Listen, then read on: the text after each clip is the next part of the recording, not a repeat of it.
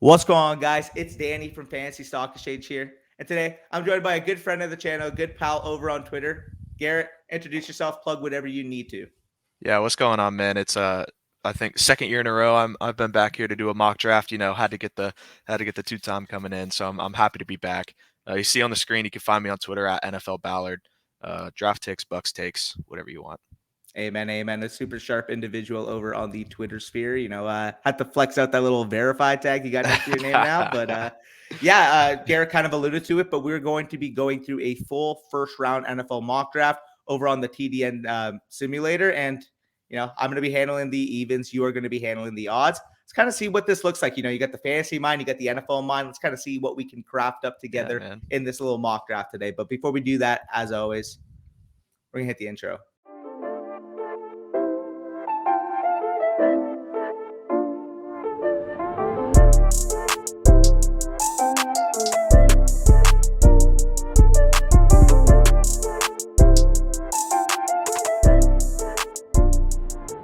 All right, so we're back, and Garrett, you're gonna be handling the odds.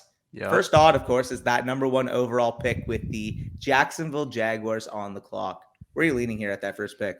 Yeah, this is kind of a weird pick right now because no one really knows what's going on with it. I mean, earlier in the year, everyone was thinking Evan Neal or an offensive tackle because they have a need there, but then they franchise tag their left tackle again. So no one really knows what they're thinking. And then everyone's like, okay, Aiden Hutchinson, but now there's stuff saying Travon Walker is looking like he might be the pick there. So it's kind of all up in the air right now. But if it were me, looking at the available players, the positional need, I'd personally take Evan Neal. I don't mind it. I mean, like you're talking about it right there, right?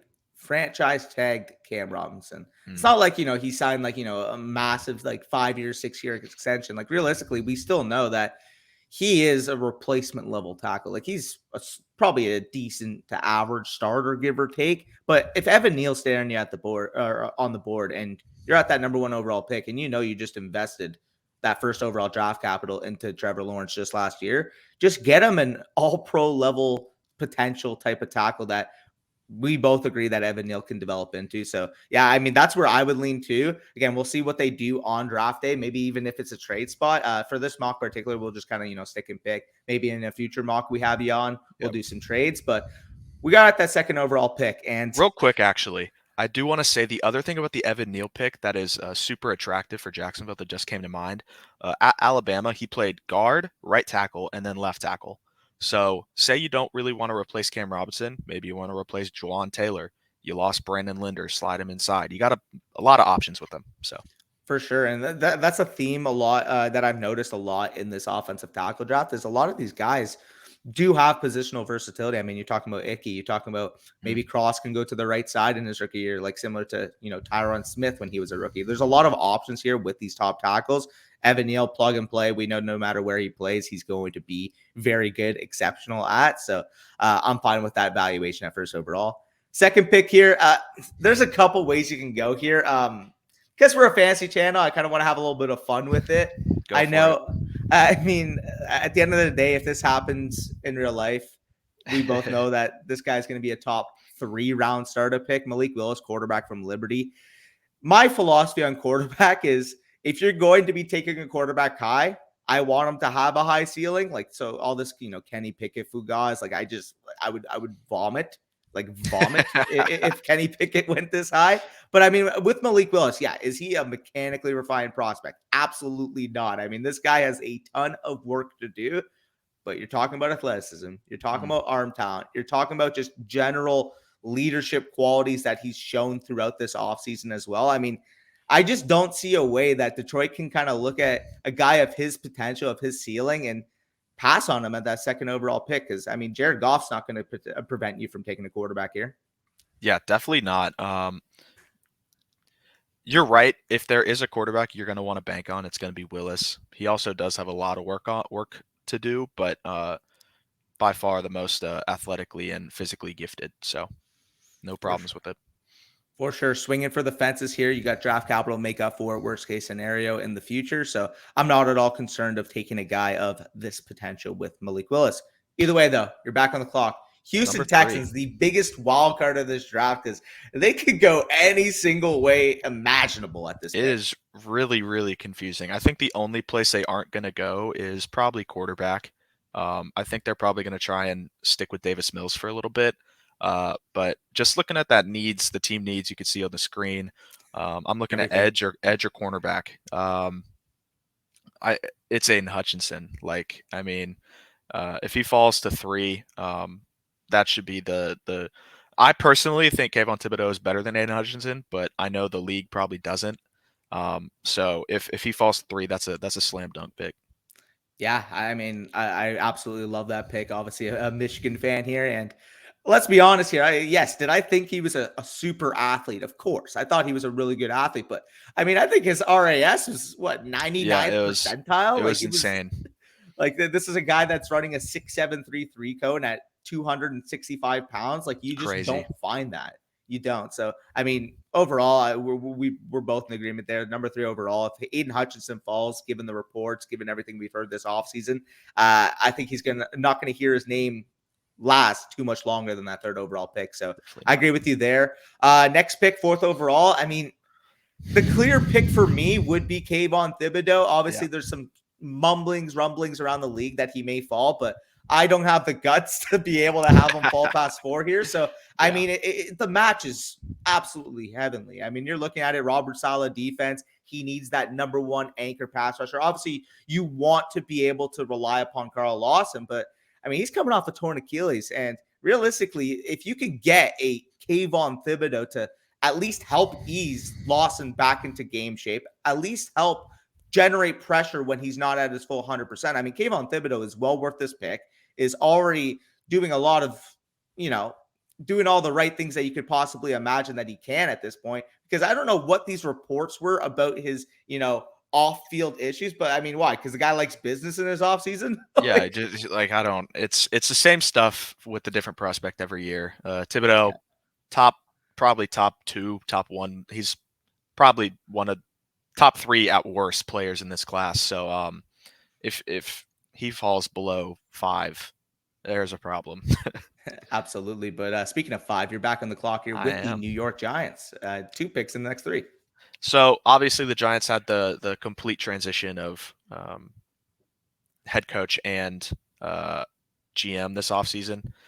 So kind of trying to look at what both of them are from the Bills. So I'm kind of trying to look back at how the Bills have approached recent drafts, and they like edge rushers. They love edge rushers, and there's a pretty athletic one sitting on the board named Travon Walker from Georgia, who I think is going to be the pick here for me. Really high ceiling, hasn't really shown a lot of pass rush yet. Great run defender, but I mean, more often than not at edge, you're going to be able to translate that athleticism to pass rushing in the NFL. It just takes a little bit of development. So I think that'd be a fine pick for the Giants.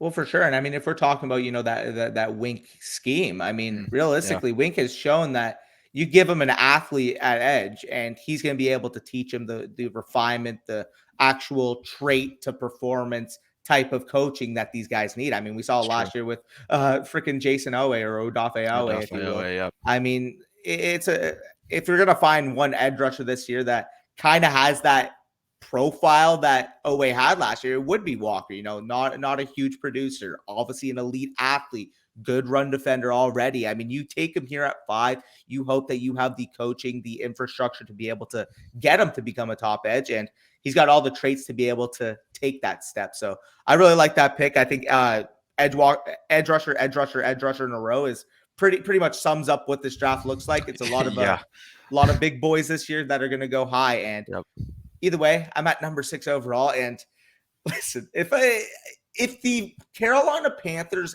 did take Kenny Pickett here, no, I wouldn't be shocked.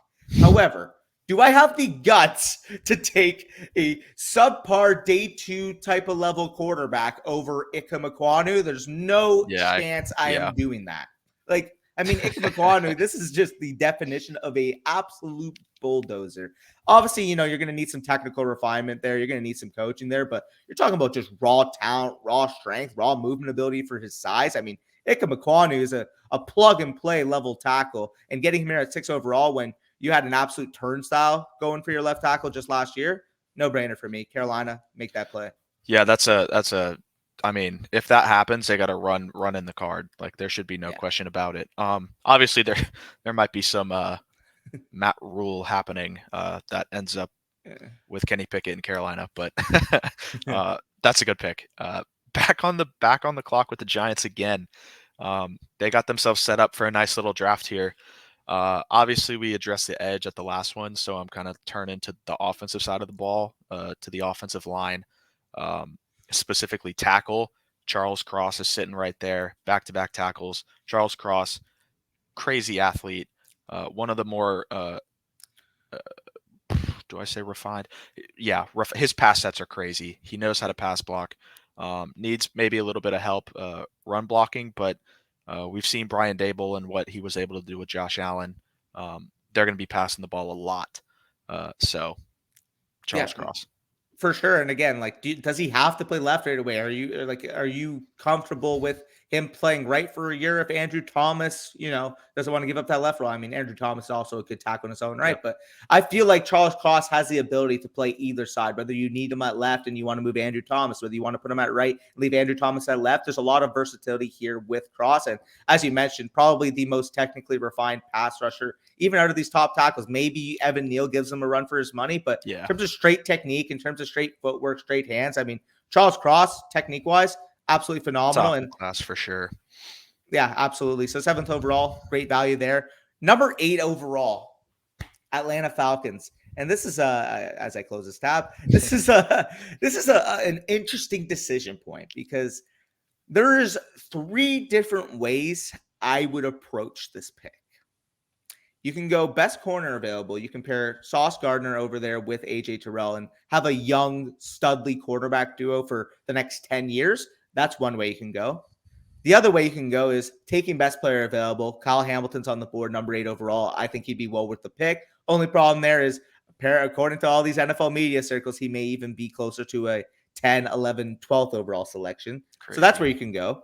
And the other way you can go, obviously, you lost Calvin Ridley. You have nothing at wide receiver right now. I mean, we're talking about Zacchaeus, Kadarrell Hodge. I mean, other than Kyle Pitts, it is a complete train wreck at wide receiver. And usually I don't like having need dictate my pick here, but with their current status at wide receiver, it's bad. It is pathetic. Yeah. Like, even if Calvin Ridley was playing, you would still need another wide receiver. For sure. And I think Garrett Wilson would be a perfect fit for what they are trying to do on offense. You're getting, obviously Calvin Ridley's missing this year. You're getting that pseudo Calvin Ridley, Deontay Johnson level player to plug in and basically force feed 140, 150 targets right off the bat. Definitely something we'd want to see in fantasy, but 8th overall draft capital, put Garrett Wilson there with the Falcons. Just let him cook. Yeah, man. Garrett Wilson's a great player. One of the more refined route runners in this class. He knows how to manipulate blind spots like nobody else. So super, super impressed with his game. That'd be a great pick for the Falcons. Okay. Back on the clock. Back on the clock here, the Seahawks. Oh, man. Now, I could do a Seahawks thing and pick a second-round player at 10, but I'm not gonna. This is a tough one because from everything I've kind of seen, they're like, yeah, Drew Lock is our guy. But he's not going to be their guy in like 2 games. They need offensive tackle. They need an edge rusher. Oh, this is hard, actually. I'm trying to just think through it. Show me the quarterbacks. Is it Pickett? Pickett, Ritter, Corral, Howell. You name it. Man, oh, man. This is tough. I think I'm just going to go and give them. They have, who are their edge rushers? Darrell Taylor. Who's the guy they took in the first round? LJ Collier. Is he still on the team? Oh man, God. Yeah. I think I'm gonna. Yeah, sure. I'll give him Jermaine Johnson. A good pick. I mean, he's obviously received a lot of buzz recently. Yeah. At the beginning of the cycle, he was more so like a 1-2 type of pick, showed his athleticism a little bit. Now everybody has him going in this top 15 type of range, which, given the strength of this edge rusher class, I wouldn't be shocked if they just fly off the board, because people are realizing, hey, would I want a productive edge rusher, or would I rather have, a subpar quarterback after, Malik Willis goes off the board? So, Yeah, uh, I wouldn't be shocked if they actually do end up taking a quarterback, but like I can't bring myself to it. I So, feel that. yeah. Well, I'm back on the clock here, and obviously the top three tackles, in my opinion, in your opinion, for the most part, kind of wiped out here. I'm not Yeah. taking Trevor Penning just to take Trevor Penning, because he's got a clip of him at the Senior Bowl, just putting someone in the dirt, like Throwing the defender at his quarterback's ankles. Like, yeah, yeah, bro. Absolute jokes. There are two ways you can go here.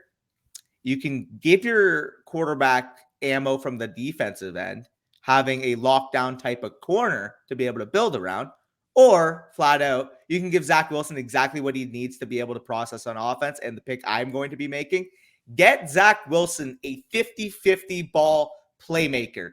Obviously, Drake London can do everything. He's Mike Evans pseudo, if you will. Like that's what I see out of Drake London. After the catch, as a route runner, he can do it all. But the thing that Zach Wilson was missing last year was just a big physical receiver, so that if he's rolling out, if he's facing pressure, I mean, let's be honest, that offensive line freaking stinks already. mm, It's got potential, but realistically, it's not where you wanted it to be at from a rookie year Zach Wilson level. Now, is it going to improve second year? I absolutely think so, if Mekhi Becton is able to return and George Fant keeps up his play. But either way, outside of Elijah Moore, you need that 50-50 ball in the air, go up and get it type of wide receiver. And I mean, Drake London is a perfect fit for what Zach Wilson is really needed since his transition from BYU to the NFL. So getting him here, letting him play X for you, letting Elijah Moore run your Z slot type of role for this team. Obviously, you're planning potentially running more 12 personnel with Conklin and Uzama both coming in. Having Elijah Moore on one side and Drake London on another is going to be the ultimate wish of a guy like Zach Wilson. for sure. They got, like you said, Elijah Moore, stud, love Elijah Moore.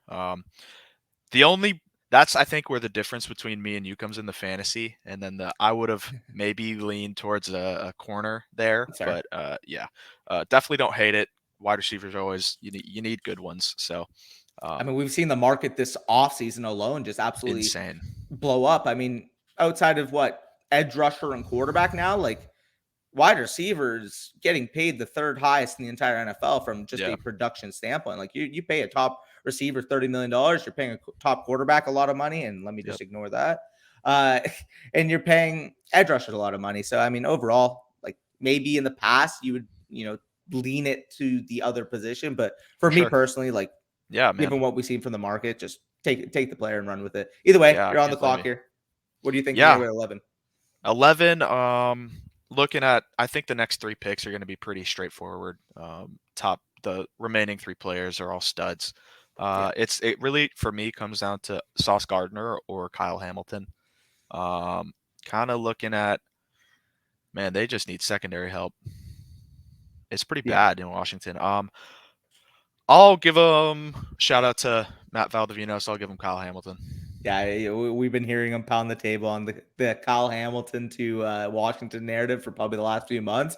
Yeah. Now it's starting to look realistic. We're having it in mock draft, so definitely gonna have to link him this video so he can celebrate. Maybe pop a champagne bottle over it. But either way, I mean, you mentioned next three picks should be a no-brainer. I mean, if you're at 12 here, obviously you have a ton of needs in the secondary. If you're the Minnesota Vikings, getting Sauce Gardner here, just lock it, set it, forget it. Not much rationale to be talking about. Obviously, in the secondary, you get arguably the best corner in this draft at 12.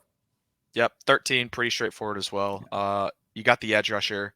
Your next biggest need is going to be cornerback. Derek Stingley just proved that he's a freak athlete still. Yep. Shocker, I know, but healthy, ran a 4.37, no-brainer. Yep, absolutely agree. I'm on the clock here with the Ravens, and there's two main considerations I have here.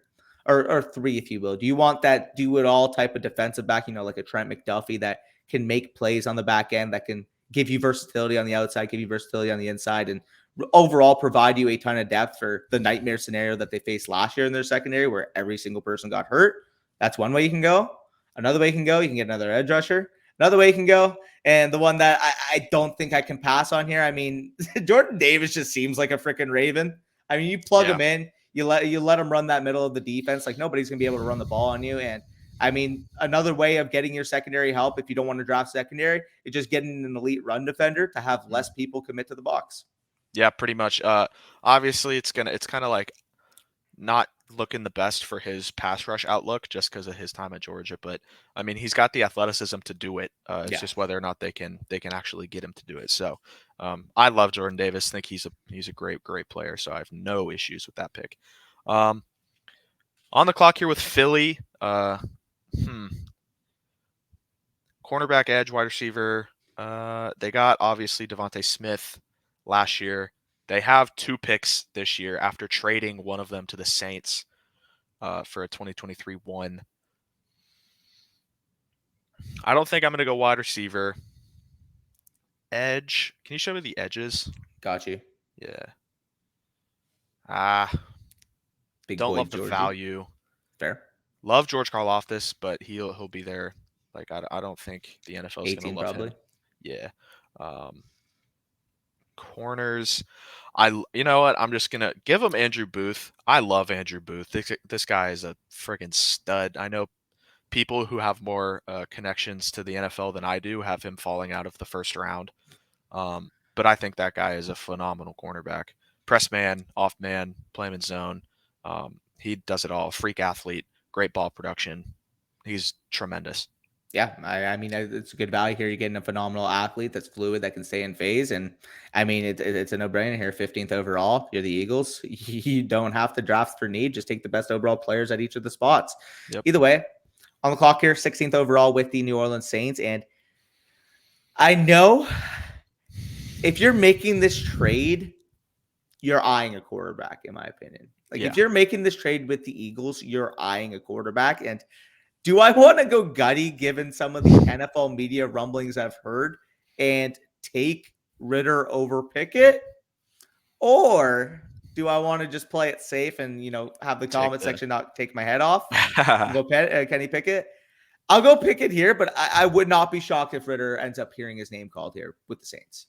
Well, yeah, one possibility that's just like out there now that the Saints have 2 teen picks is them trading up possibly into the top 10 to try and get the guy they want. So I definitely think quarterback here as well. Yep, for sure. So we'll have Pickett here. May or may not have another one in this draft. We'll see. You're on the clock here, though, and this is about to be as fun as possible with the Los Angeles Chargers. Obviously, a lot of moves that they've done this offseason. Where are you leaning here for them? I lean interior defensive line. I think that the dream pick for them is Jordan Davis. Obviously, he's not available anymore. So I kind of look to the next best option, which to me is Devontae Wyatt from his teammate from Georgia. It's really funny because like Devontae Wyatt, still a great player, is pretty much the opposite of Jordan Davis. Dude is an incredible pass rusher. He knows how to get between the guard and the center and get into the backfield. And that doesn't mean he's a poor run defender either. He's obviously not as big as Jordan Davis, but no one is. So that's obviously not going to happen. But good defensive tackle, can do everything well, especially pass rush. So. I mean, yeah, saying anybody could be as close to as big as Jordan Davis. I mean, Jordan Davis, from a size standpoint, is literally like the defensive version of Mekhi Becton. It's terrifying. Just straight. And the fact that this guy runs a 4.7 just makes he's so big. He's so fast. It's crazy. It's just silly. So either way, though, we're back on the clock here with the Eagles. And I say here, you have 2 first-rounders next year, 2 second-rounders next year. You already kind of labeled this as the Jalen Hurts year or bust. Get Jalen Hurts a wide receiver too, so that if he falters, guess what? No excuses. You had the core here. You had the offense. You could have done something with this. Yeah. And if he succeeds, guess what? You have another wide receiver, and then you have 2 first-round picks to address it next year. And obviously, again, if he fails, you can always trade up for a quarterback. Either way, long-winded answer to say, I mean, if Jameson Williams is falling here, you just take him. Like, if you're the Eagles, just take Jameson Williams. Obviously, Devontae Smith is your more possession, body control level type of player. Obviously, with Jameson Williams, you're working the deep portion of the field to open up a lot of that underneath for Devontae Smith and Dallas Goedert. So, I mean, with Jameson Williams, there's no other mover like him in the entire class. I am fully convinced that if he was healthy for that combine, he's pushing mid 4.2s. That is how fluid of a mover he is on tape. And we've seen recent studies, recent medicine, recent science. This ACL injury is pretty much a fugaz. If people want to say it's going to affect his draft capital, I fully disagree because people know, hey, 6-7 months, recover, you're back on the field. Yeah, even Dane Brugler, who is probably the best draft guy out there, said that a lot of teams still view him as wide receiver 1 in the draft. So he might not even last to 18. Like, he might go well before this. So yeah, that's a good pick for sure. Saints back on the board. They kind of lost a lot this offseason just because of the money situation they have. Yeah. And I don't think not getting Deshaun Watson helped, because I know a lot of people, like Teron Armstead, were weighing that in their decision. But they need a wide receiver, man. Like, Michael Thomas, who knows what's going on with him? They don't really have anyone else outside him. I am looking at, personally, my wide receiver 1. That is Treylon Burks. The dude is, I can't say a bad thing about him. Like, you can say he's not the most refined route runner, which is fine. It's viable concern, but when you watch him do everything else, that kind of doesn't matter anymore. You can line him up in the backfield, in the slot, outside. He's going to burn your corner. He's going to bully your linebackers. He's going to run block. He'll do anything you want. And we know the Saints love that kind of player, that kind of just team first, do it all. So, yeah. I mean, they've seen that for the last few years with Chris Godwin over in Tampa Bay, having Oh, that yeah. physical yards after catch type of beast that Treylon Burks can be. And you mentioned the refinement, the nuance. I mean, realistically, do you need Treylon Burks to be fully nuanced when he's playing alongside Michael freaking Thomas? Yeah.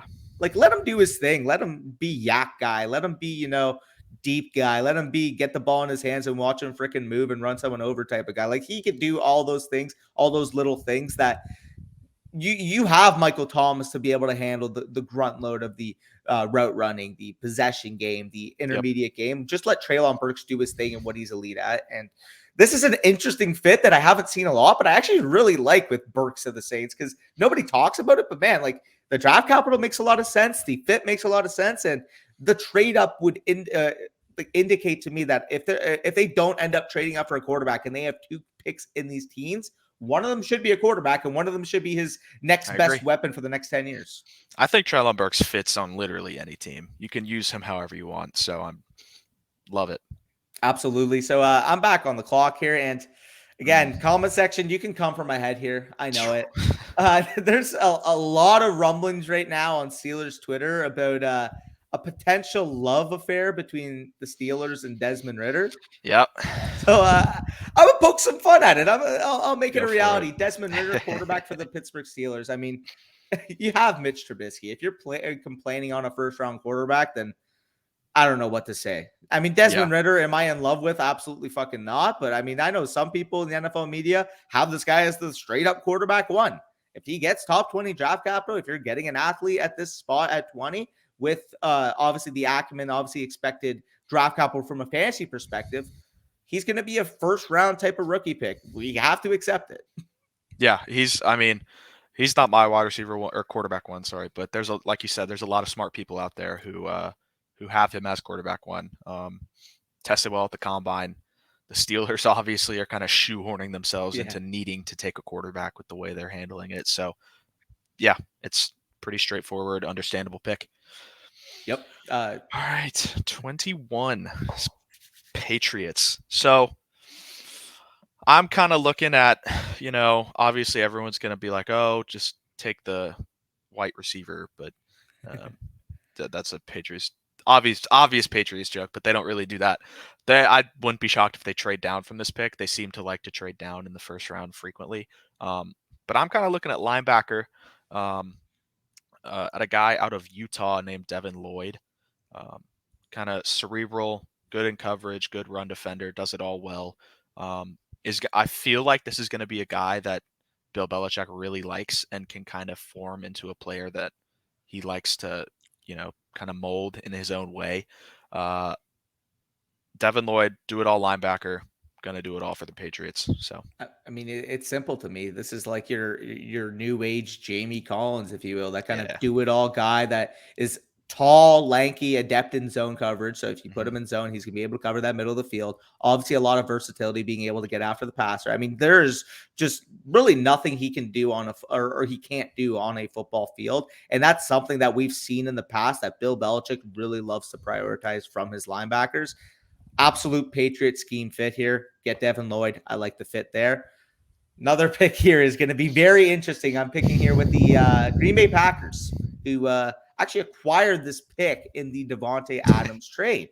Well, guess what? You're not going to get Devontae Adams here, but you got to get a wide receiver. You And have to. for me, obviously, these top three guys would be the decision point.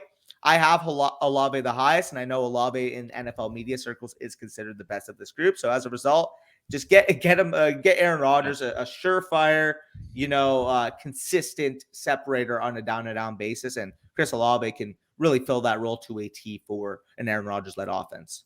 Yeah, for sure, the best wide receiver left available on my board.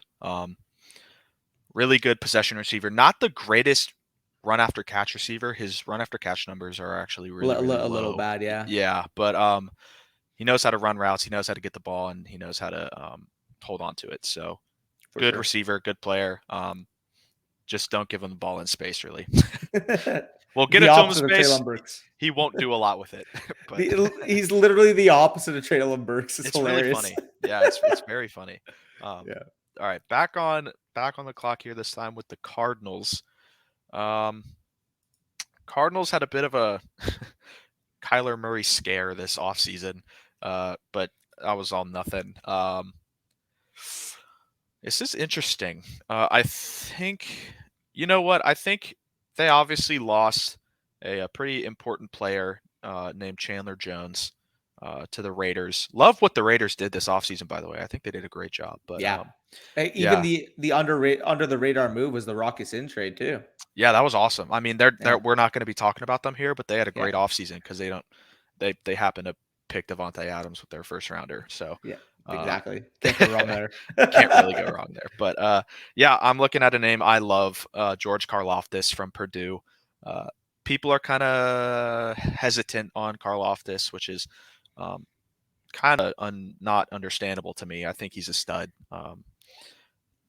Obviously, he didn't really test like people like Aiden Hutchinson or any of that, but I mean, if this is you the one of the most advanced players I've seen use with like his hands, how he can get to the passer. Doesn't really matter. He has inside counters, can go on outside, strong.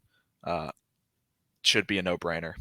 For sure. And when you consider the fact that his Greek name is Yoros, like, I mean, stock up, am I right? Oh, But for sure, man. uh, we're on the clock here with my beloved Dallas Cowboys. All of you watching can see all the jerseys in the background there, but it's a decent decision point. Now I'm gonna just quickly call out TDN's needs list because I mean I don't know why after re-signing J-Ron Curse, Malik Hooker, safeties are number 2 need, but either way, I mean, they clearly didn't watch either of those guys play last year.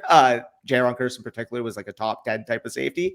Either way, long-winded answer to say, I mean, Zion Johnson makes it to you here. There's not a glaring falling wide receiver, in my opinion. Like if a Treylon Burks, Chris Olave fall, obviously that's a different scenario. But without those like top receivers falling to you here, getting, in my opinion, the best offensive lineman left on the board with Zion Johnson. I mean, you talk about it. Center versatility, guard versatility, obviously an elite athlete that we saw in the combine. Absolutely had a great day at the Senior Bowl. I mean, this is a plug and play level interior offensive lineman. So getting him here at 24, especially with what we saw from the Cowboys offensive line down the stretch last year, I'm running in the card.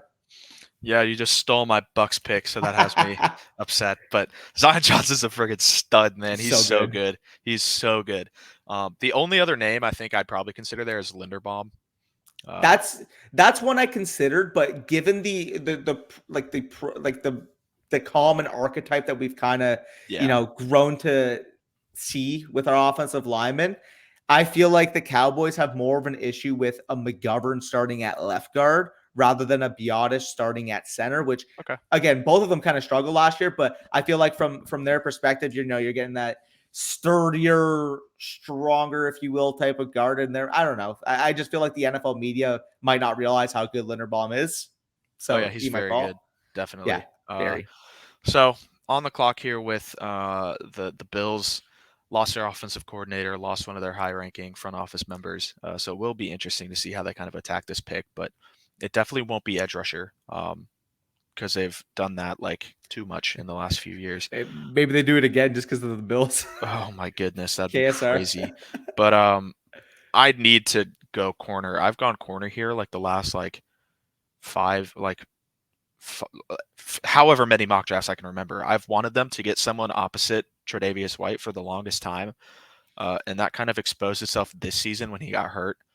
It Yeah. ended up not being like we saw what happened in the Kansas City game. They could not stop anybody in the playoffs. So I think Trent McDuffie, good player.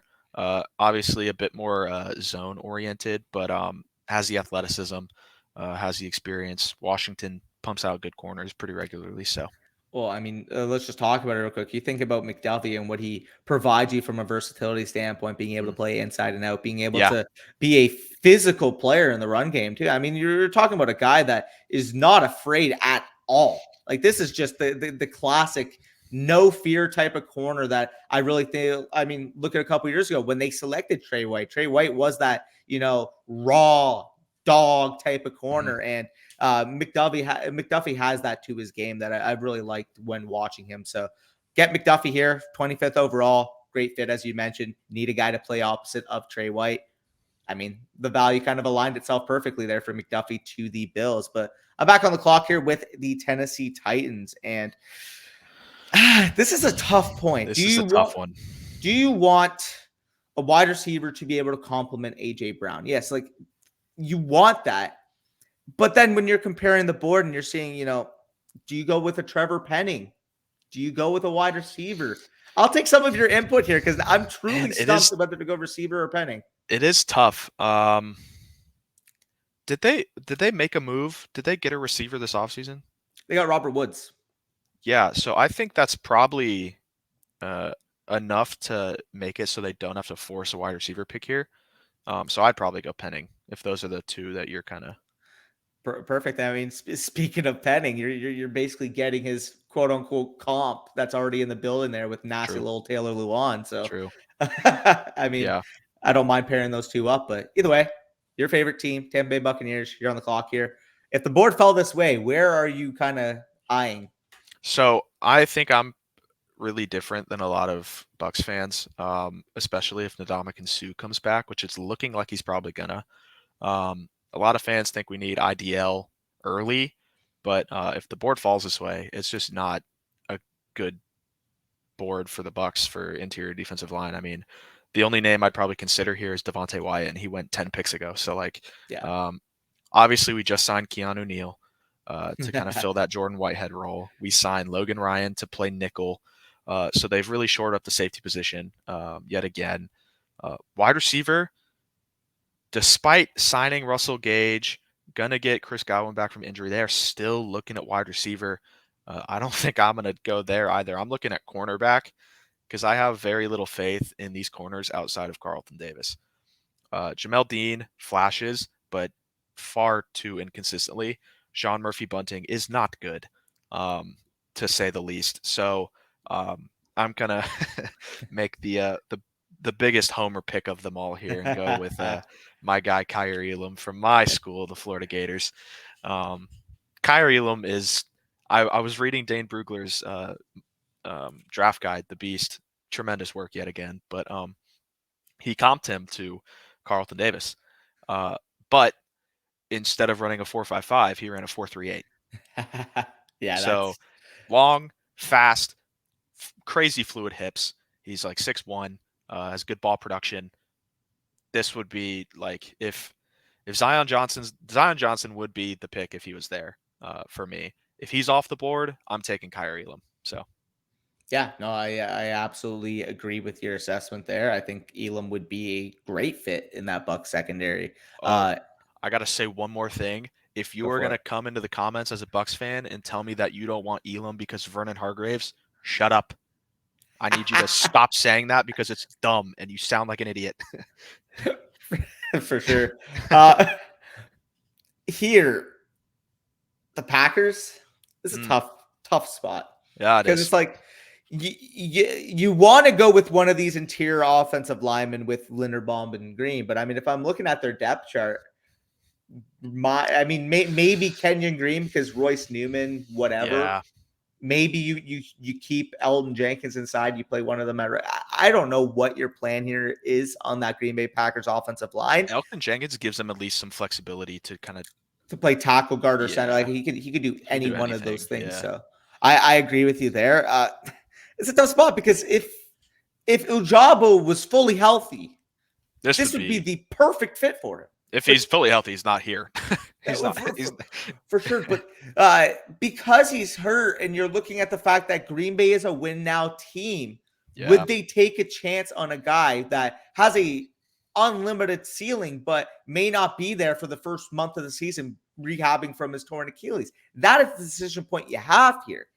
I think honestly, you have Elton Jenkins who has the positional versatility. Getting another guy with that type of versatility to help you on that offensive line, especially if anything were to happen again to David Bakhtiari, who we've seen over the past couple of years miss a lot of time due to injury. Get a guy like Kenyon Green. Obviously, he's not the prototypical tackle that you would want to replace Bakhtiari given his length issues, but I mean, you're talking about a guy that can play all over the line, guard, center, tackle, you name it. Just get another Elton Jenkins in the building and Yeah, let that offensive line kind of figure itself out. Kenyon Green, 28th overall. We can both agree that's a value point in the draft already. So getting him here, especially when you need O-line, perfect for the Packers. for sure. Okay, on to the Chiefs, who have had Yeah, a, seems like all their other competition in the AFC West has gone up and they've gone back, or gone forward and they've gone back.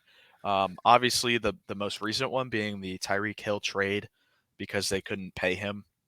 Um, so that's kind of where I'm going to look. I'm going to look at getting a wide receiver for one of these two picks. Can you flip me to wide receivers of real course. quick? Yeah, got you. Thanks. There's one guy or two guys that I'm really eyeing right now. Yeah, so the guy I'm gonna pick is Sky Moore. He is really good, and I know the Chiefs have a lot of interest in him. This is a guy from a smaller school, Western Michigan, but he knows how to play the position in just about any capacity. The guy, great route runner, great with the ball in his hands. Chiefs mold at wide receiver. Yeah. So Yeah, I mean, I talked about it on our matchmaker. I'm not sure if this is going to come out before or after that video, but I mean, you're talking about basically Golden Tate 2.0 to replace that sort of yak low A dot role that people don't realize. Like Tyreek Hill was a low A dot yards after catch receiver last year, given the way defenses were scheming against the Chiefs. If yep. you're needing to replace that type of role, like Sky Moore is the perfect fit to be able to do that. So, I mean, I fully agree. 29th overall, I'd absolutely love that. And as a result, he'd be a first round fantasy rookie pick. So, Mm. absolutely agree there. Other pick, I mean, I'm running up to the podium. I'm taking Daxton Hill. I mean, Yep. you got versatility here. That Tyrann Matthew type of role. You want him to play on the line and guard a slot receiver. You want to play him. You want to play him deep, cover that middle of the field. He is such a fluid athlete with such a versatile skill set that if you're just playing matching from a Chiefs perspective, you want to say, okay, I want to get my best athlete and I want to make sure he's doing as much as possible on my defense. Daxton Hill is your freaking guy. A pleasure to be able to watch him play these last few years at Michigan. He's going to be a phenomenal pro. Yeah, I love Dax Hill. You know that. Yeah. One of my favorite players in the draft. Okay, on with the Bengals, who have had a pretty interesting offseason. They got some offensive line help. Um, show me the tackles real quick. I want to see if there's. Just Raymond. Oof, yeah, I'm not going to take a tackle. There's one name that is screaming at me right now. On the tackle list? No, on the Oh, I was overall like, list.